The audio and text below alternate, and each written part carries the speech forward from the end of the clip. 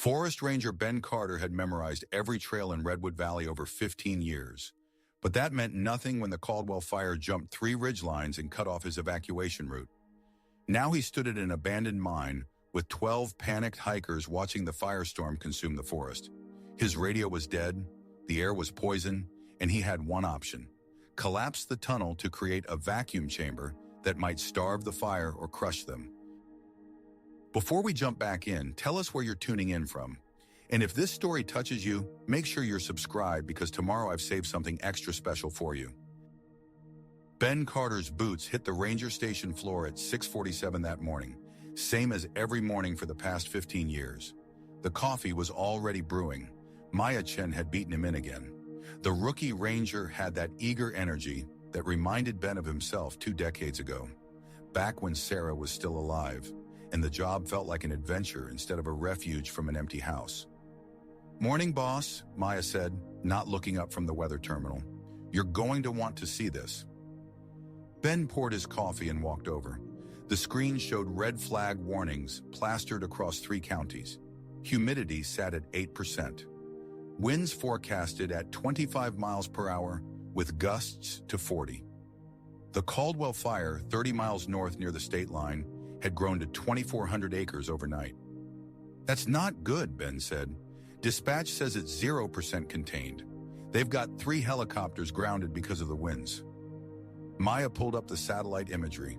Smoke plumes stretched 15 miles downwind. How worried should we be? Ben studied the map. The fire was moving southeast, pushed by the prevailing winds.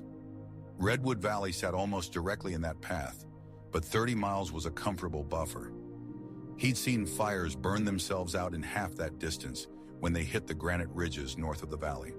Still, something gnawed at him. The conditions were wrong. Too hot, too dry, too much fuel after 5 years of drought. "We should be smart," Ben said. "Radio all the trail groups. Anyone more than 2 miles out, we recommend they postpone. Anyone on the valley floor, they can continue but need to check in every 2 hours." Maya nodded and reached for the radio. Ben moved to the fire danger map on the wall and updated the warning level to red. He marked the Caldwell Fire's position with a magnetic marker and drew the projected spread radius. Even in worst-case scenarios, the models showed the fire staying north of Miller's Ridge. That granite barrier had stopped 3 major fires in the past 20 years. His phone buzzed. Emma texting from college. "Miss you, Dad. How's the empty nest?"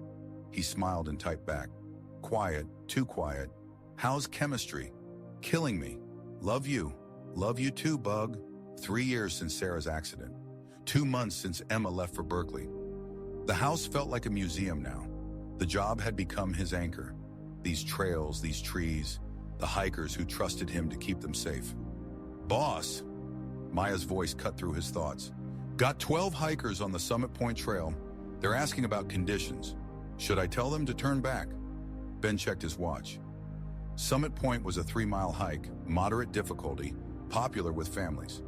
The trailhead sat on the valley's east side, away from the fire's current trajectory, technically safe. Tell them conditions are elevated but manageable. Recommend they summit and return by early afternoon. And tell them I'll be doing patrol up that way, so I'll check on them. Maya relayed the message. Ben finished his coffee and grabbed his pack.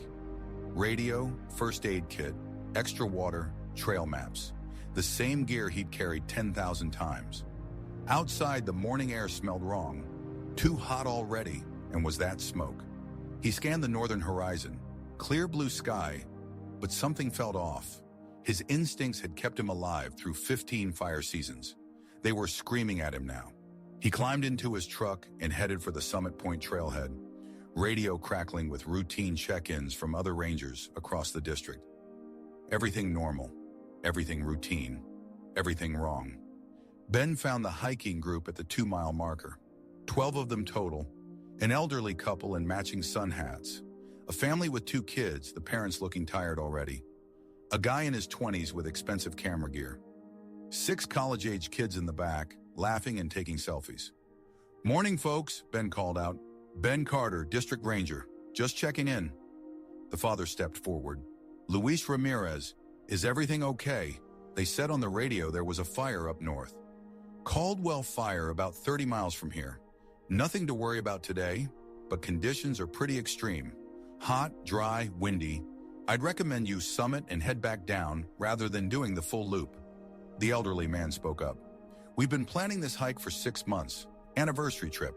Dorothy and I hiked this trail on our honeymoon 50 years ago. Ben softened. Congratulations. You'll still get your summit, Carl. Just suggesting the shorter route today. Should have you back at the trailhead by 2. The photographer raised his camera. Actually, I'm hoping to catch the sunset from Summit Point.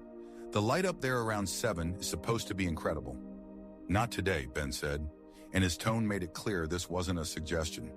Everyone needs to be off this mountain by mid-afternoon. One of the college kids groaned. We literally drove 4 hours to get here.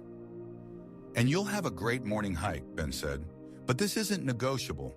Summit Point and back. Luis nodded. We understand.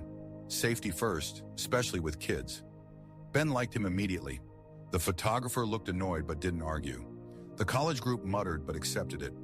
I'll hike up with you, Ben said, just to make sure everyone gets there safely. They continued up the trail. The kids, Isabella and Carlos, ran ahead, full of energy. Dorothy moved slowly but steadily, Carl holding her hand. The college group spread out. Marcus, the photographer, kept stopping to frame shots of the valley below. Ben scanned the horizon every few minutes. The air temperature had climbed 15 degrees since he'd left the station. Had to be pushing 95 already, and it wasn't even 10:30. Then he smelled it. Smoke. Faint but unmistakable. He pulled out his radio. Ranger station, this is Carter. What's the current status on Caldwell Fire? Static. Then Maya's voice. Stand by, boss. Getting update from dispatch now. The group kept hiking. Ben stopped, radio in hand, eyes on the northern ridgeline. Boss, you there? Maya's voice had changed, higher, tighter. Caldwell jumped containment. They're saying 8,000 acres now. Wind pushed it over Miller's Ridge. It's moving fast, Ben. Real fast. His blood went cold. Miller's Ridge. The granite barrier that was supposed to stop everything. What's the projection? Southeast, toward the valley. They're evacuating the north districts now. Ben did the math in his head. 8,000 acres. Southeast wind. Moving through dead timber. How fast is it moving? A pause. They're clocking it at 2 miles per hour through the heavy fuel. Jesus. That gave them maybe 6 hours. Maybe less if the wind picked up. He turned to the group. They'd stopped, sensing something wrong. Change of plans, Ben said, keeping his voice calm. We're heading back down. Now. They'd made it maybe half a mile back down the trail when Ben saw the smoke. Not haze. Actual smoke rising through the trees to the north like a dark curtain. Keep moving, he told the group.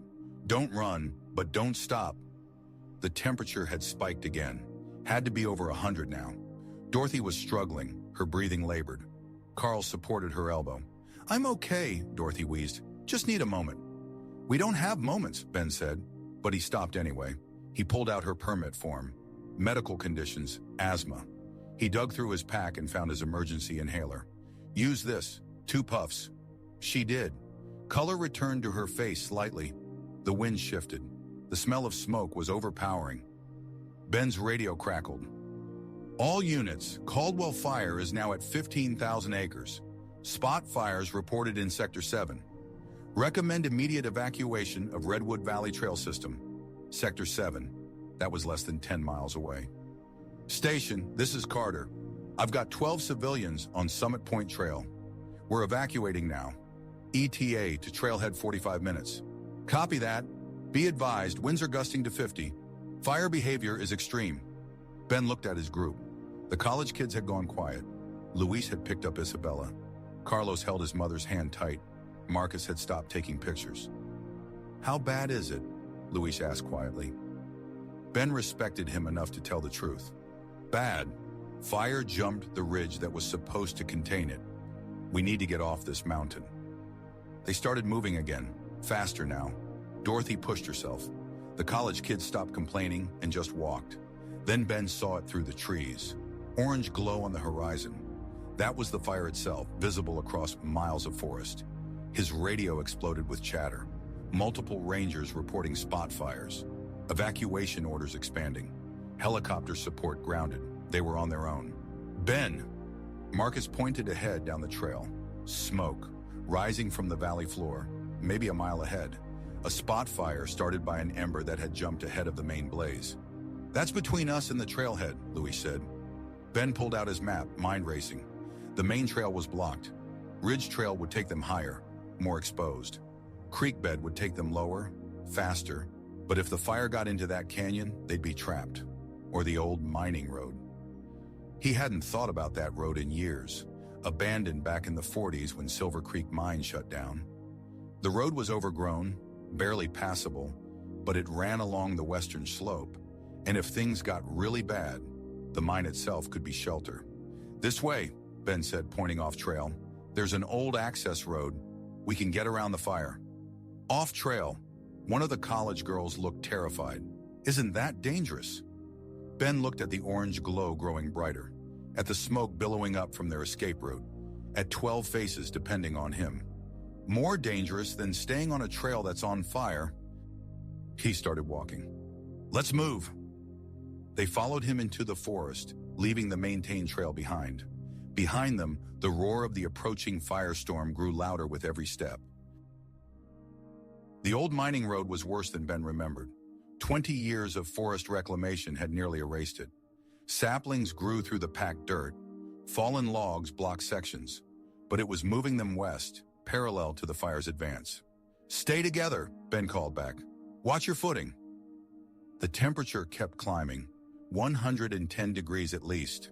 The air felt wrong, superheated, hard to breathe, thick with smoke. Ben's eyes burned.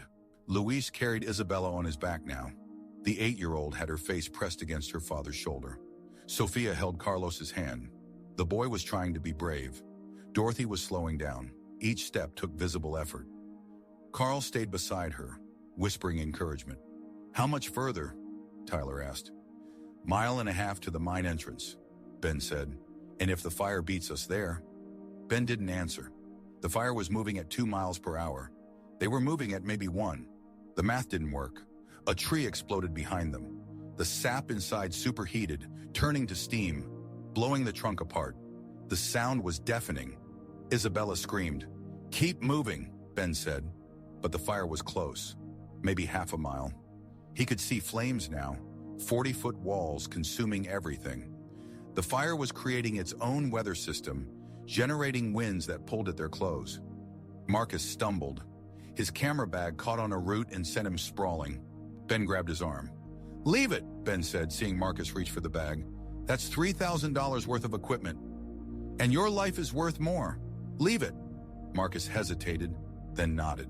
Ben's radio was useless now, just static and fragments of panicked voices. Everyone scrambling, everyone overwhelmed. And Ben had 13 people in the middle of it. His fault. He should have turned them back at the station. But the projections had said they'd be safe, and he'd trusted the projections. "There," Lewis pointed ahead. Through the smoke, Ben saw it. The old mining road widened, and cut into the hillside was a dark opening. Timber frame around it, half rotted but standing. The entrance to Silver Creek Mine. "That's it," Ben said. Another explosion behind them, closer. The fire was in the trees directly behind them now. Heat washed over them in waves. The roar was constant. "Run," Ben said. "Everyone run, now." They ran. Dorothy somehow found the strength, Carl pulling her along. The college kids sprinted. Luis ran with Isabella bouncing on his back. Ben brought up the rear, looking back every few seconds. Flames licked through the undergrowth 200 yards behind them. 150, 100. They reached the mine entrance. Ben counted heads. 12. Everyone made it. "Inside," he ordered. "Deep as you can go." They poured through the opening into darkness.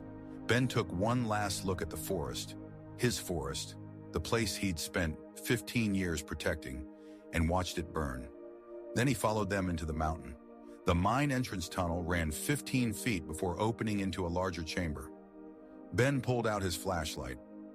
Old timber supports lined the walls. The ceiling was maybe 8 feet high. Rock walls glistened with moisture, and it was blessedly cool, 90 degrees compared to the inferno outside. Everyone was gasping, coughing. Head count, Ben said. Sound off. Ramirez family, 4, Luis said. Henderson, 2, Carl said. Dorothy was bent over, wheezing. Marcus Webb. The college kids called out their names. Tyler, Jessica, Amanda, Kevin, Rachel, Mike. 12. Plus Ben made 13. Ben moved to the entrance. The firestorm had arrived. Trees exploded in rapid succession. Flames washed across the hillside. The temperature at the entrance spiked. 130, 140 degrees. Further back, Ben said, we need to get away from the entrance. They moved deeper. Ben's flashlight revealed 3 tunnel branches. Old mining carts sat on rusted rails. A pickaxe leaned against the wall. How long do we wait? Sophia asked. Ben checked his watch. 11:45. Fire will take hours to burn through. Could be late afternoon. Hours. Jessica looked panicked. You want to go back outside? Tyler snapped. Ben did inventory. 3 flashlights among the group. His pack had first aid kit, 4 bottles of water, some energy bars, his radio. Luis had 2 more water bottles. 7 bottles for 13 people.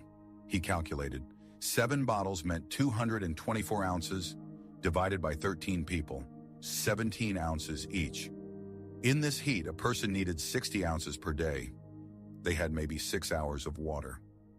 Everyone sit down, Ben said. Conserve energy. No talking unless necessary. What about Dorothy? Carl's voice cracked. She needs her medication.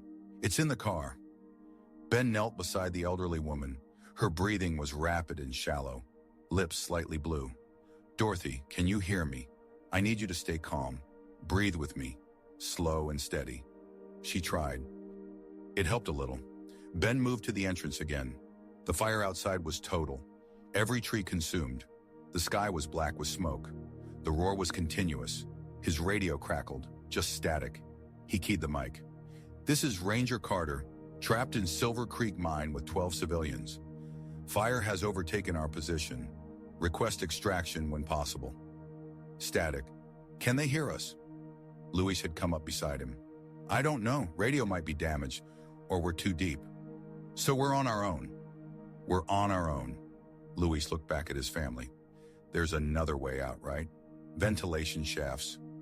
Ben had been thinking the same thing. Maybe. Most mines this size had at least 1 ventilation shaft. So we find it. Or we wait for the fire to pass. They both looked at the entrance, at the wall of flame outside. Yeah, Luis said quietly. Let's find that ventilation shaft. Ben gathered everyone. His flashlight carved shadows across 13 faces. The temperature had crept up as the fire intensified. The air was getting thicker. Listen up. Smoke is filtering in. We can't stay here. We need to go deeper and find ventilation. Deeper. Jessica looked terrified. Ben held up his hand. We stay together. We mark our path. Luis, you're with me up front. Marcus, you take the rear with your light. Nobody wanders off. Clear. Nods all around. Water rations, 1 sip every 2 hours per person. We don't know how long we'll be down here. They moved into the leftmost tunnel. Ben had chosen it because he felt air movement. Slight, but there. Air movement meant the tunnel went somewhere. The tunnel sloped downward. The walls were rough, hand-carved. Support timbers stood every 10 feet, some solid, others crumbling. Ben tested each timber before passing it. How deep do these mines go? Sophia asked. Silver Creek was small, maybe 300 feet total depth, but they branched out looking for veins. Could be a mile of tunnels. They walked for 10 minutes. The tunnel branched twice. Ben felt for air movement, chose the path that seemed most active. He marked each junction with rocks arranged in arrows pointing back. The temperature was dropping, 85 degrees, then 80. Dorothy's breathing eased, but the air quality was getting worse. Ben could taste smoke. The fire above was consuming oxygen, creating pressure differential, sucking air through every crack in the mountain. Ben! Luis stopped, pointing at the tunnel wall. In the flashlight beam, Ben saw a partially collapsed section. Behind the rubble, darkness. An opening. Another tunnel. That wasn't on any map, Ben said. Look at the supports. Different style. Older. This might be from an earlier operation, Luis said. Ben examined the gap in the rubble. Maybe 3 feet high, 2 feet wide. He felt through the gap. Definite air movement. Strong air movement. There's airflow, significant airflow. Could be a ventilation shaft, Marcus said. Could be another dead end, Jessica said. Ben made his decision. We check it out. Just Luis and me. Everyone else waits here. If we're not back in 15 minutes, you continue down the main tunnel. Dad, Isabella's small voice cut through the darkness. I'm scared. Luis knelt beside his daughter. I know, baby, but Ben and I are going to find a way out. I promise. 15 minutes, Ben said. Then you move on without us. He squeezed through the gap. Luis followed. Behind them, 11 people waited in darkness. The tunnel beyond the gap was different, older. The walls showed chisel marks from hand tools, not the clean cuts of modern equipment. Water dripped from the ceiling, each drop echoing in the confined space. Ben's flashlight beam stretched maybe 20 feet before the darkness swallowed it. The tunnel was narrow. His shoulders brushed both walls as he moved forward. Luis followed close behind, his breathing loud in the enclosed space. This doesn't feel right, Luis said.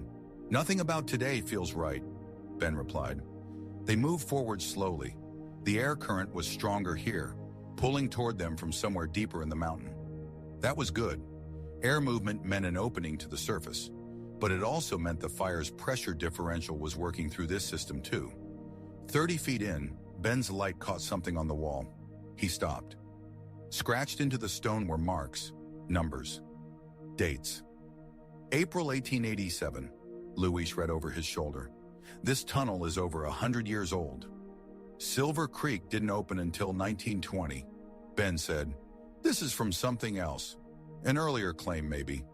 They kept moving. The tunnel curved left, then right. Ben marked the walls with his knife every 50 feet, scratching arrows into the soft stone. If they had to come back this way in the dark, they'd need a way to find the exit. The floor began to slope upward. That was promising. Up meant closer to the surface. Up meant possible ventilation. Then Luis grabbed Ben's shoulder. Stop, listen. Ben froze. Over the sound of their breathing, over the distant rumble of the fire above, he heard something else. A faint whistling sound, air moving through a narrow opening. There, Luis pointed. Ben swept his light across the ceiling. 20 feet ahead, the tunnel ended at a vertical shaft. And at the top of that shaft, maybe 40 feet up, was a circle of lighter darkness.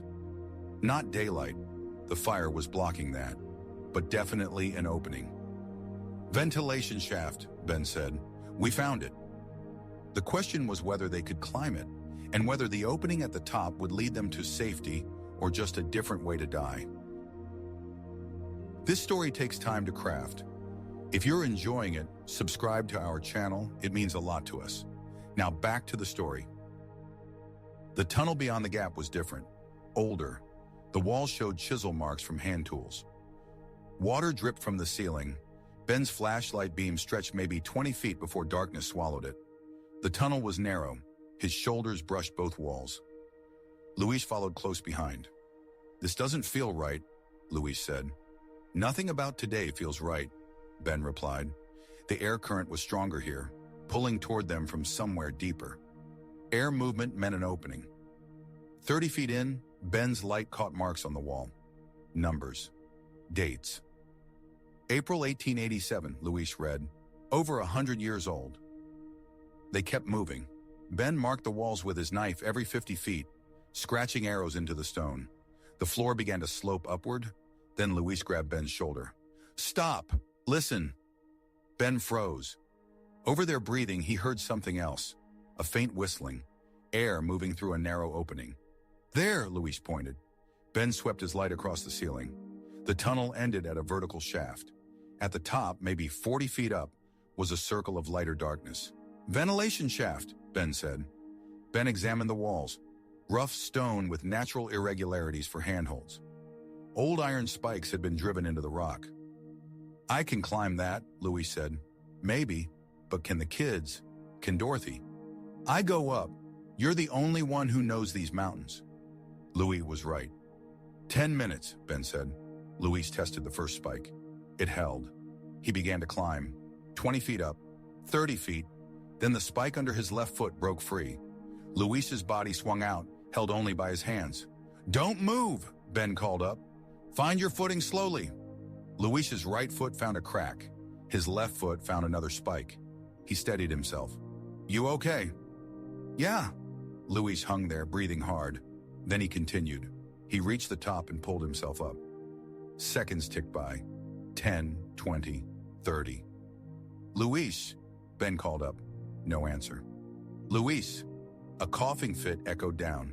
Then Luis's face appeared. "It opens to the surface. But Ben, you need to see this." Ben climbed. 40 feet wasn't far, but in the dark it felt like miles. He pulled himself up. What Ben saw made his stomach drop. The forest was gone. Every tree reduced to black skeleton or ash. The ground glowed orange in patches. Smoke rose from 1,000 small fires. The sky was dark red. Temperature at least 120 degrees. The fire was still burning. Scattered spot fires. "We can't bring them up through this," Luis said. Ben scanned the landscape. The maintenance road was visible about half a mile east, but that meant crossing open ground with no protection. "How long before this cools down?" "Hours, maybe 12, maybe 24. "We don't have 12 hours. "There's another option," Ben said. "We collapse the tunnel system, seal the mine completely." Luis stared at him. "That would trap us. It would create a sealed environment. The fire can't get oxygen if we cut off airflow. And if the collapse buries us? Then we die in 3 hours from smoke," Ben said. Luis looked back down the shaft. "How do we collapse it?" "The main entrance has old support timbers. We remove key supports and the ceiling comes down. From inside, we get everyone deep into the mine. Then we drop the ceiling. 30 seconds to run." Luis was quiet. "You're talking about deliberately burying ourselves alive." "I'm talking about the only option. What if rescue comes?" Ben thought about his dead radio, about the firestorm. "They're not coming, not in time." Luis looked at the devastated landscape. "Okay," he said. They climbed back down. When they emerged through the gap, 11 faces turned toward them. "There's a ventilation shaft," Ben said. "It reaches the surface, but the fire's still burning. We can't evacuate." "So we're trapped," Jessica said. "No, we have another option." He explained the plan: seal the mine, cut off oxygen, create a protected chamber. "You want to collapse the entrance," Carl said. "Staying here is suicide," Ben said. "In 2 hours, carbon monoxide will put us to sleep." "How do we get out?" Sophia asked. "The ventilation shaft. Once the fire burns out, 12 hours, we climb up." "Do we have enough air?" Tyler asked. "Multiple chambers, 10,000 cubic feet," Luis said. "Enough oxygen for 24 hours." "Should have," Marcus repeated. "Nothing is sure," Ben said. Dorothy coughed. She looked up at Ben. "I trust you," she said. One by one, the others nodded. "Luis, Marcus, and I go back. We remove the supports. You stay here." "What about you three?" Sophia asked. "We'll be fast," Luis said. Isabella started crying. "Daddy, don't go." Luis knelt beside her. "Baby, I have to. You be brave." He kissed her forehead. Ben distributed the remaining water. "If we don't come back, the ventilation shaft is through that gap. 30 feet in, then 40 feet up. Wait for the fire to burn out, then climb." Carl nodded. "We'll wait." 12 minutes, Ben said. The 3 men headed back. The main tunnel stretched ahead. Marcus coughed every few steps. "How much time?" Marcus asked. Ben checked his watch. 1:15. "Maybe an hour." They reached the entrance chamber. Heat radiated from the opening. Ben examined the support structure. 6 main timber beams held up the ceiling. "These 3, Ben said, marking them. "We pull these, the entrance comes down." "How?" Luis asked. "We cut them. 3/4 through, then knock them loose." "With what?" "The old pickaxe." Ben retrieved it. He swung at the first beam. The pickaxe bit into wood. Splinters flew. "Let me," Luis said after 6 inches. They traded off. The work was exhausting, but slowly they cut through the first beam, then started on the second. "How much time?" Luis gasped. Ben checked. 140. Move faster. The second beam fell faster. They started on the third, the keystone beam. Halfway through, the mountain groaned. All three men froze. The groan came again. We're out of time, Ben said. Hit it hard. They swung in turns. The beam cracked, splintered. Run, Ben said. Now. They ran. Luis led, Marcus in the middle, Ben behind. The beam snapped. Then the mountain came down. The roar was deafening. Rock grinding, timber snapping, dust exploding. Ben felt the pressure wave hit his back. Don't stop! They rounded the first bend. The entire entrance section was coming down. They reached the second bend. The roar was fading, rocks settling, dust falling. Finally, they stopped. All three men bent over, gasping. Everyone okay? Ben asked. Define okay, Marcus coughed. Luis checked himself. No injuries. You. I'm good. We need to check on the others, Luis said. They moved forward, through the gap, into the old tunnel, into the deep chamber. Ben, Carl's voice called out. We're here. Everyone accounted for. Affirmatives. Ben counted faces. 11 plus 3, 13 total. Everyone alive. Did it work? Sophia asked. Ben listened. The roar of the fire was gone. The pressure differential, gone. The air was thick with dust, but it wasn't getting worse. It worked, Ben said. We're sealed in. The fire can't reach us now. So we wait, Dorothy said. We wait. Ben checked his watch. 2:30. They'd been sealed in less than an hour. Water ration, Ben announced. 1 sip per person. He passed the bottles around. Everyone took their sip and passed it on. Isabella wrinkled her nose at the taste. The water was warm, metallic. How will we know when it's safe to leave? Rachel asked. The air will change, Ben said. Once the fire burns out, the temperature will drop. The pressure will equalize. We'll feel it. And if we don't feel it?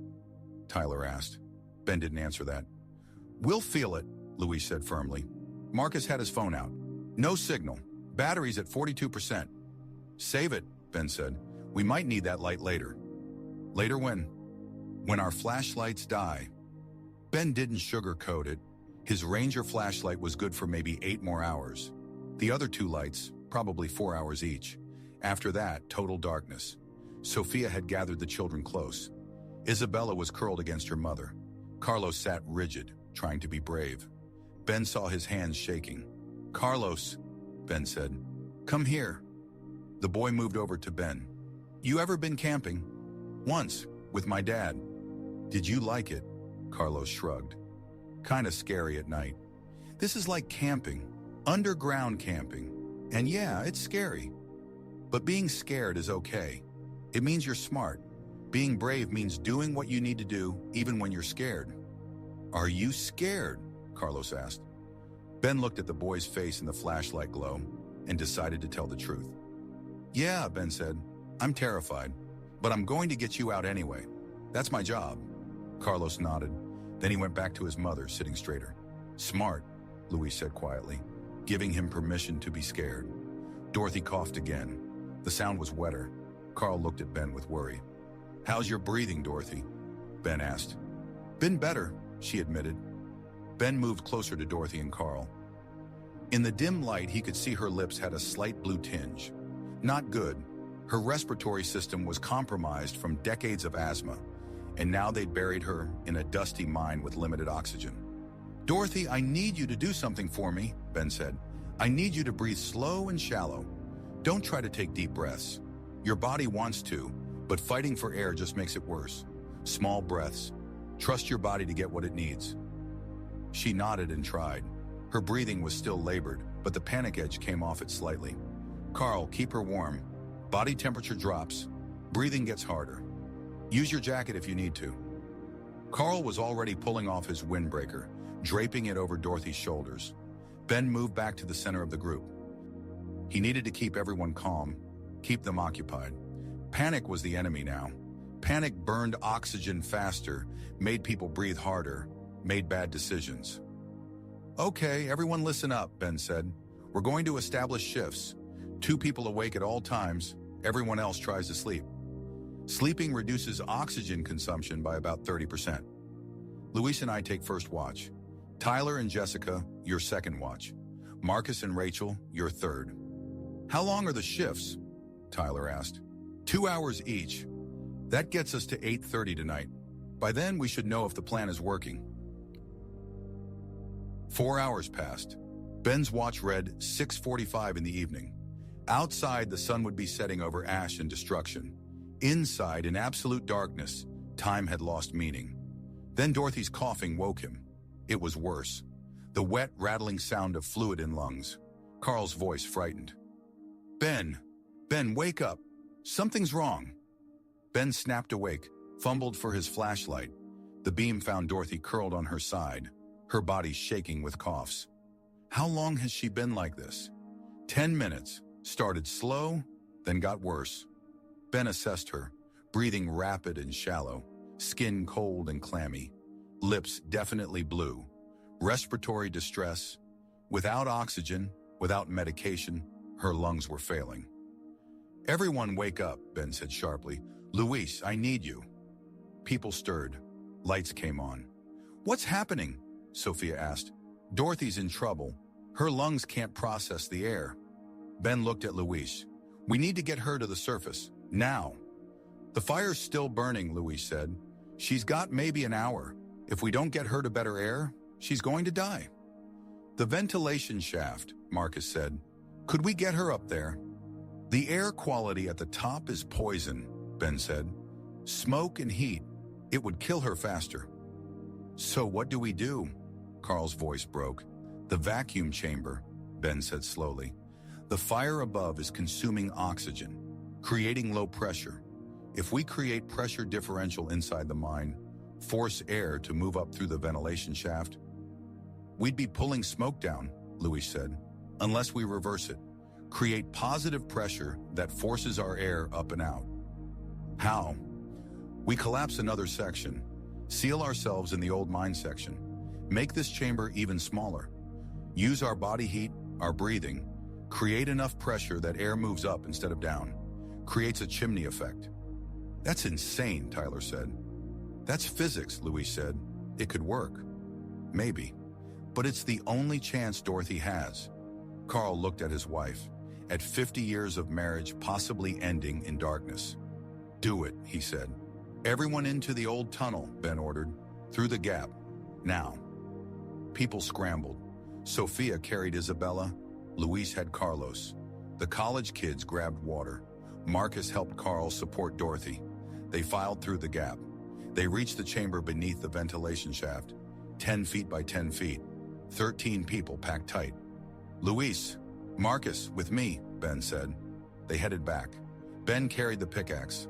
They reached the main tunnel. Ben examined the ceiling. Here, Ben said. We collapse this. They went to work. The pickaxe bit into support timbers. The first beam came down in 15 minutes, the second in 10. Faster, Ben said. They attacked the third beam.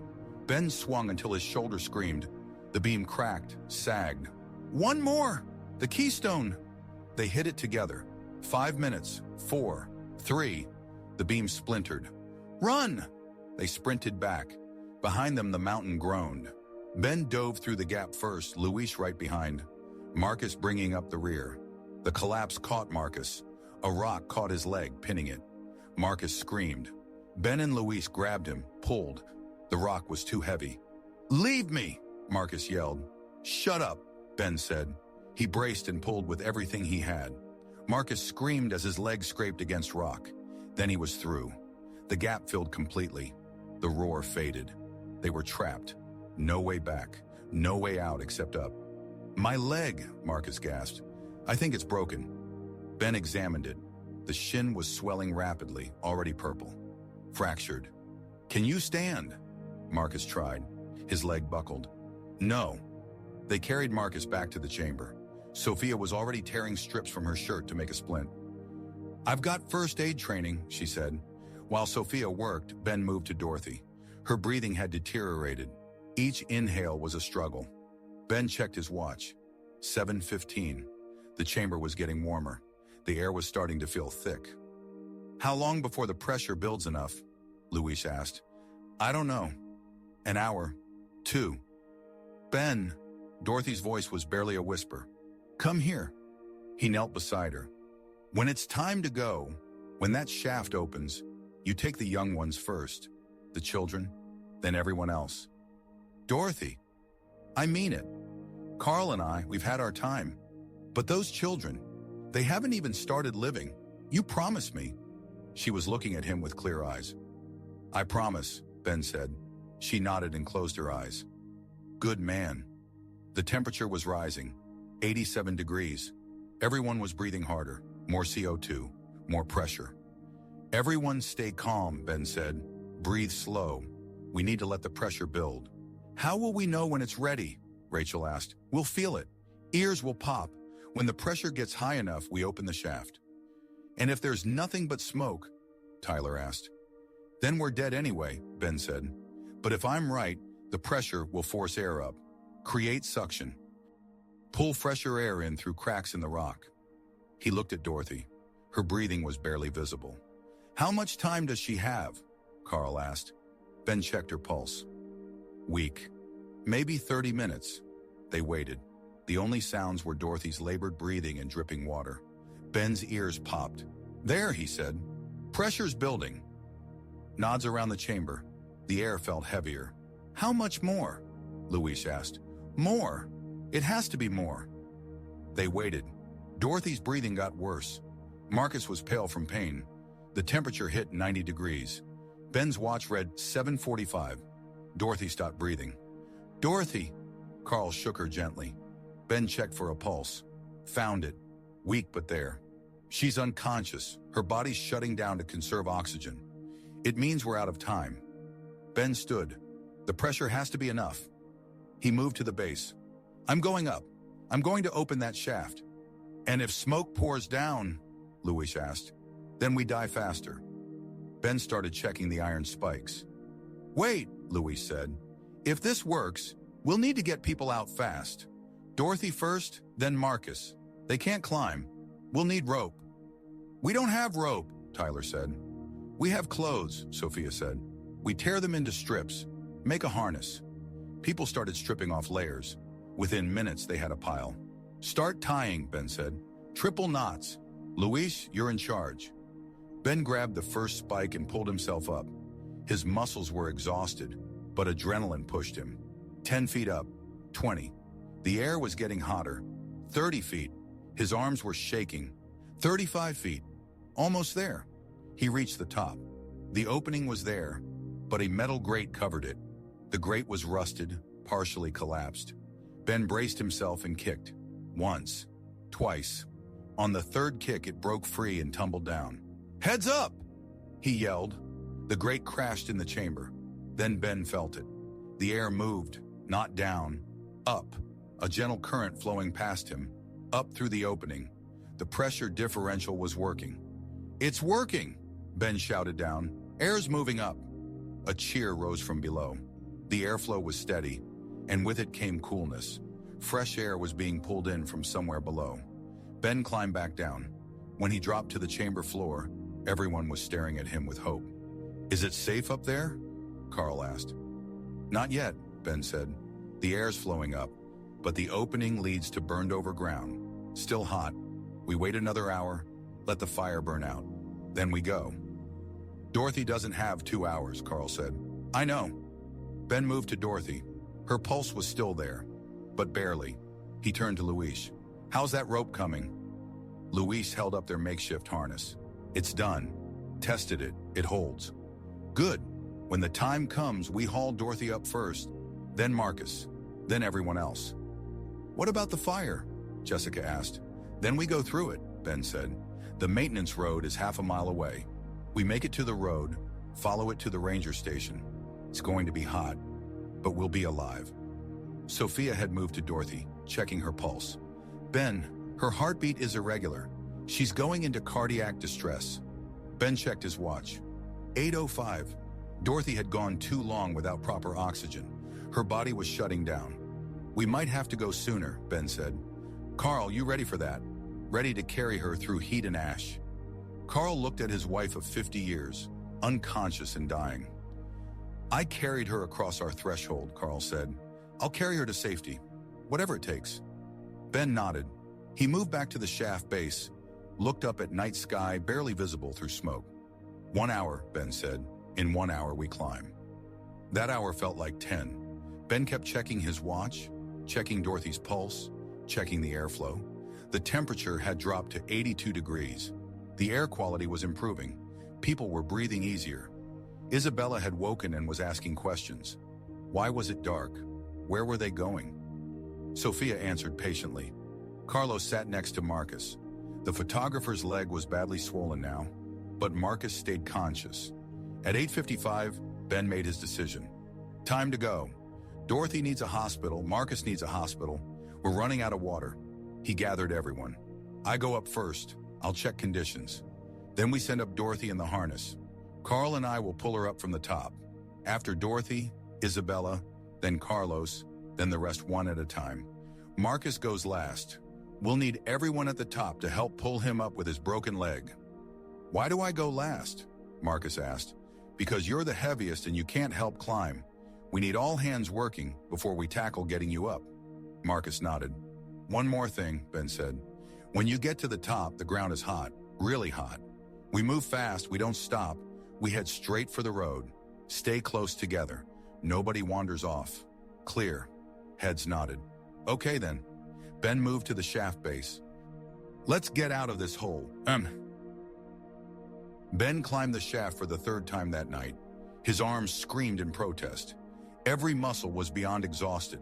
But Dorothy was dying, Marcus was injured, and 12 people were depending on him. He reached the top and pulled himself onto the ledge. The night air hit him, still hot, maybe 100 degrees, but breathable. The sky was clear for the first time in hours, stars visible through thinning smoke. He looked down at the landscape. The ground glowed orange in patches where roots still burned. Skeletal trees stood like monuments. Everything was ash and char, but it was survivable. Conditions, Louise shouted up. Hot but clear, Ben called back. Send up Dorothy, now. The makeshift harness appeared first, then Dorothy's unconscious form, being lifted by hands below.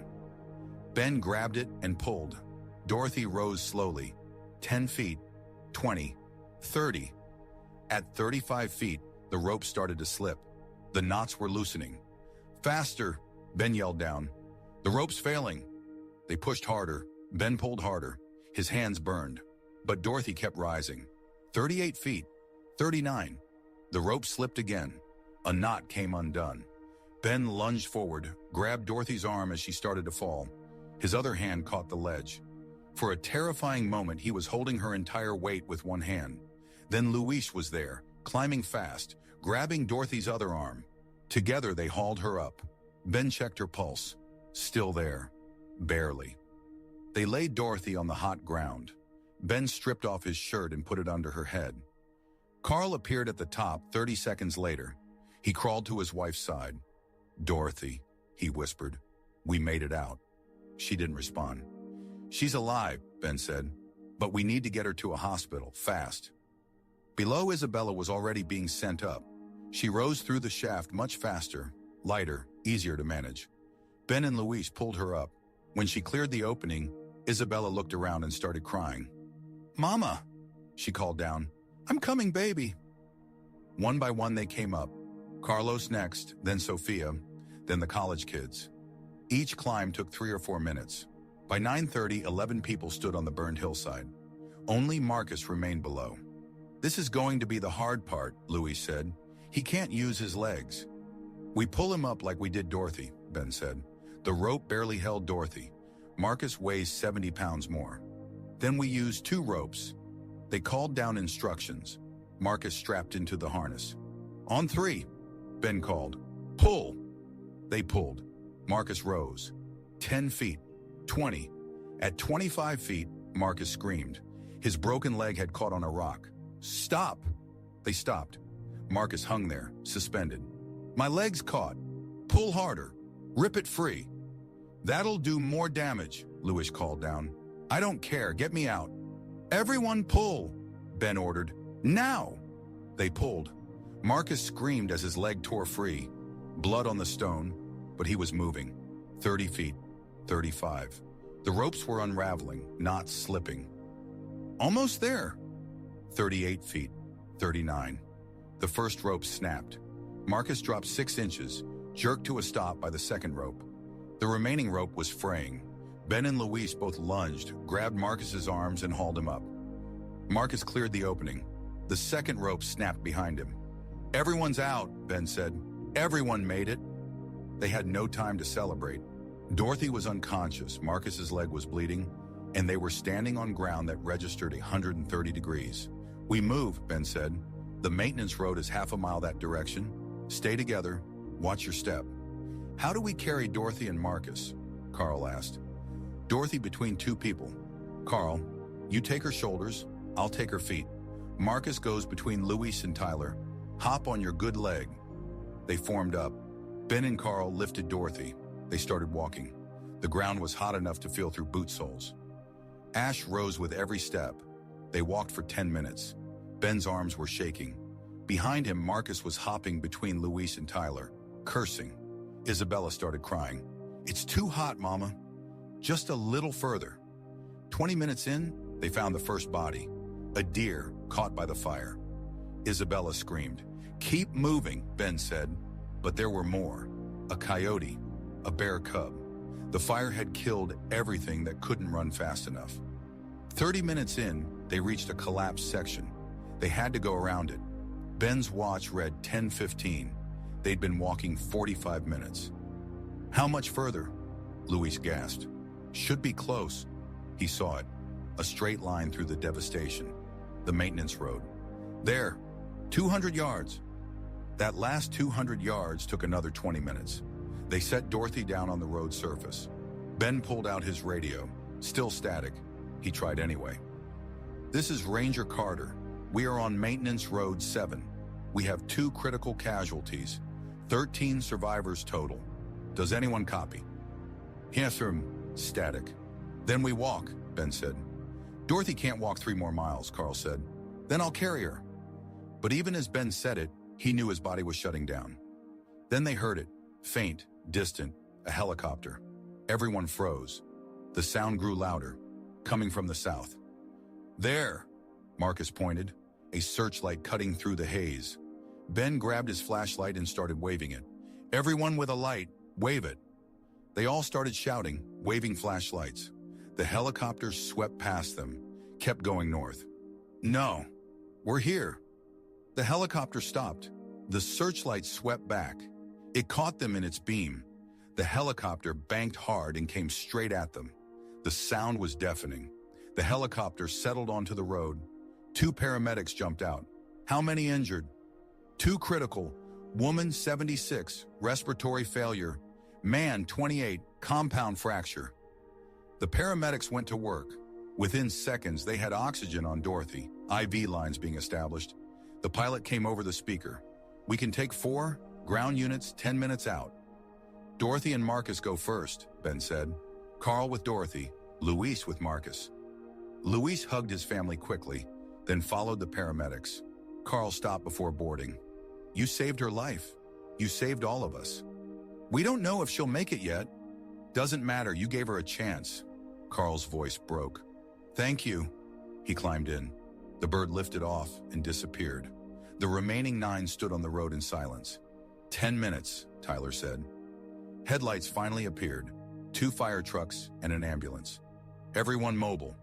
We can walk. Barely." They climbed into the trucks. Ben alone in the cab of the second. As they drove south, Ben looked out at the destruction. 15 years protecting this forest. And in one day it had all burned. But 13 people were alive. The fire captain saw him staring. "Hell of a thing you did. National news is picking it up." "I don't want to be news, I just want to sleep." "We found your ranger station. What's left? But we pulled your records. Maya Chen called in your position. That's how we knew to look." "Maya made it out. She made it out." His radio crackled. "Ben, this is Maya." He picked up the mic. "I'm here. Thank God. Are you okay?" "Yeah, everyone's okay. Everyone. All 13. We made it out." Long pause. You're going to have to tell me how. Later. Right now I just want to see my daughter. She's at the hospital. Drove up from Berkeley. She's waiting. The truck pulled into the parking lot. Emergency vehicles everywhere. Emma standing by an ambulance looking desperately for him. She saw him.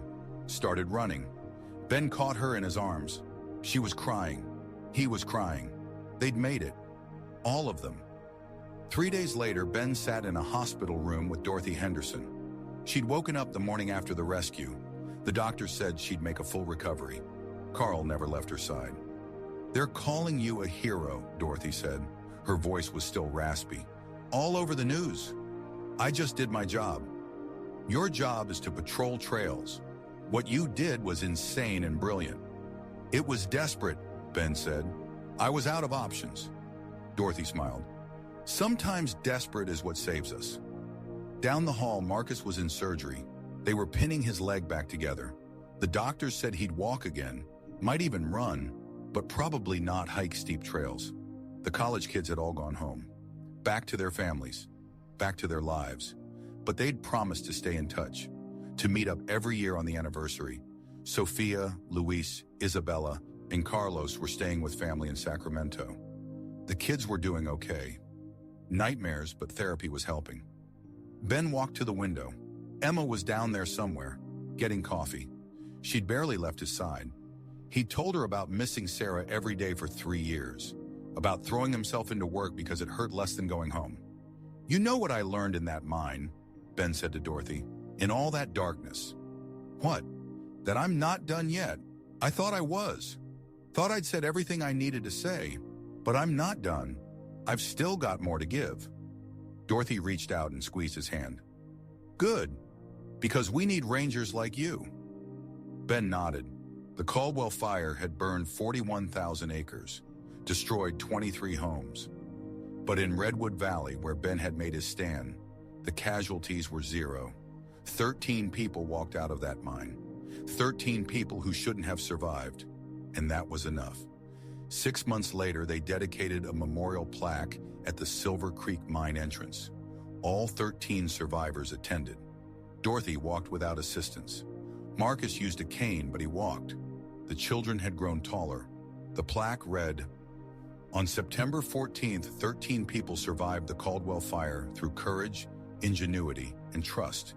This mine became their refuge when the forest could not be. Remember the day one man's impossible decision saved 12 lives." Ben touched the cold metal and smiled. If this story meant something to you, drop a comment and share it. It helps the next person find their way here.